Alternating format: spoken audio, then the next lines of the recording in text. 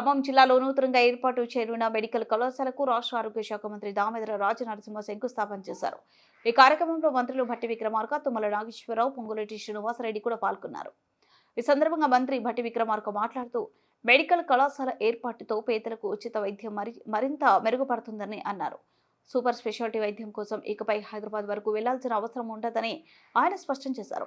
Medical కళాశాల కోసం ఇద్దరు మంత్రులు ప్రత్యేకంగా కృషి చేశారని ఆయన కొనియాడారు. కాంగ్రెస్ ప్రభుత్వం నిరంతరం పేదల ప్రజల కోసం పనిచేస్తుందని, పాలకుల కోసం, దొరల కోసం పనిచేసేది కాదని ఆయన తేల్చి చెప్పారు. ఈ సంవత్సరంలోనే ఈరోజు మనం శాంక్షన్ చేసి ముందు పోయేటువంటి కార్యక్రమాన్ని తీసుకొని ముందుకు పోతున్నాం. ఇది సంక్షేమం అంటే పేదల కోసం ఆలోచన చేసేటువంటి విధానం అంటే.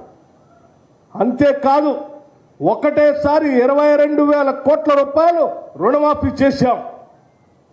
రైతు భరోసా కింద 12,000 రూపాయలు సంవత్సరానికి ఎకరానికి ఇచ్చేటువంటి కార్యక్రమాన్ని ముందు తీసుకొని పోతా ఉన్నాం. ఈ రకమైనటువంటి కార్యక్రమాలు చేస్తూనే 200 యూనిట్లు ఉచితంగా కరెంట్ ఇస్తా ఉన్నాం.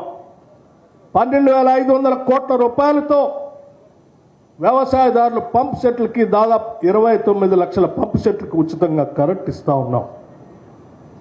500 రూపాయలకే గ్యాస్ సిలిండర్లు ఇస్తున్నాం. రాష్ట్రంలో ఉన్నటువంటి మహిళలందరూ ఉచితంగా ప్రయాణం చేయడం కోసం బస్సుకి, ఆర్టీసీకి డబ్బులు కడతా ఉన్నాం. ఇటువంటి అనేక సంక్షేమ కార్యక్రమాలు తీసుకొని వాటితో పాటు ప్రయారిటీ సెక్టర్గా చేసుకుని ఇరిగేషన్ ప్రాజెక్టులు కూడా తీసుకొని పోతున్నాం. అందులో భాగంగా చివరి ఖమ్మం జిల్లాలో కూడా సీతారామ ప్రాజెక్ట్ని మీరు గాలికి వదిలేస్తే దానికి కావాల్సిన అంచనాలన్నింటినీ సక్రమంగా చేసి రాజీవ్ కెనాల్ అని చెప్పి అవసరమైతే 100 కోట్ల రూపాయలు రిలీజ్ చేసి వెంటనే ఆ నీళ్లని ఇక్కడికి వచ్చేటట్టుగా చేసినటువంటి కార్యక్రమం కూడా ఇందిరమ్మ ప్రభుత్వం, ప్రజాప్రభుత్వం చేసింది.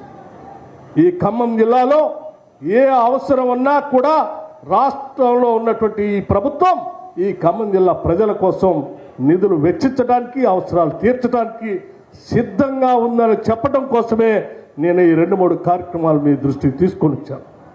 అందుకే మిత్రులారా, ఈరోజు రాష్ట్రంలో ఓడిపోయి ఇళ్లలో పడుకొని, లేకపోతే ఫామ్ హౌస్లో పడుకొని, లేకపోతే ఇంకెక్కడో విలాసవంతమైన జీవితం గడుపుతున్నటువంటి కొన్ని రాజకీయ పార్టీలకు సంబంధించిన నాయకత్వం బయటకు వచ్చి అడ్డగోలుగా ప్రేలాపనలు పేలుతూ ఉన్నాయి. ఈ ప్రభుత్వం ఏమి చేయలేదు, వైఫల్యం చెందిందంటే నేను అడుగుతా ఉన్నాను సూటిగా. 10 సంవత్సరాల కాలంలో మీరు ఎప్పుడైనా ఈ రాష్ట్రంలో ఉన్నట్టు నిరుద్యోగ యువకుల కోసం ఆలోచన చేశారా? వాళ్ళ ఉద్యోగాల గురించి ఆలోచన చేశారా? మేము రాష్ట్ర ప్రభుత్వంగా ఉన్నటువంటి ఉద్యోగాలు 57,000 ఉద్యోగాలు ఇచ్చాం.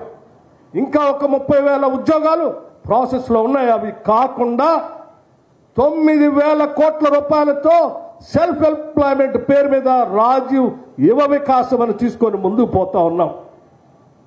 10 సంవత్సరాల్లో నభూతో నభవిష్యత్ ఈ దేశంలో ఏ రాష్ట్రంలో కూడా నిరుద్యోగ యువత కోసం 9,000 కోట్ల రూపాయలతో సెల్ఫ్ ఎంప్లాయ్మెంట్ స్కీమ్స్ మొదలుపెట్టింది లేదు.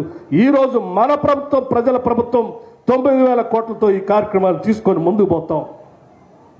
రాష్ట్రంలో ఉన్నటువంటి గిరిజన కుటుంబాల కోసం సోలార్ పవర్ తీసుకొని వచ్చి వాళ్ళని డ్రిప్ ఇరిగేషన్, స్ప్రింక్లర్స్తో సహా 12,500 కోట్ల రూపాయలతో ఇందిరా గిరిజల వికాసం అని కొత్త పథకాన్ని తీసుకొని వచ్చి ఫారెస్ట్ రైట్స్ యాక్ట్ కింద ఇచ్చిన భూములన్నిటికీ పంప్ సెట్లు ఇవ్వటమే కాదు, సోలార్ పవర్ ఇచ్చి డ్రిప్ ఇరిగేషన్